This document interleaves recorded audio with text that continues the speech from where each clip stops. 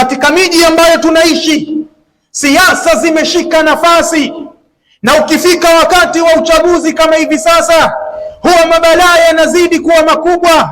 Dini ya Kiislamu inadharaulika. Hapo hata isomwe aya gani, hata isomwe hadithi gani, huwa kwa wakati huo mtu haisikii hadithi wala haisikii aya. Sasa hivi chama chake na yale wanayoyataka wao.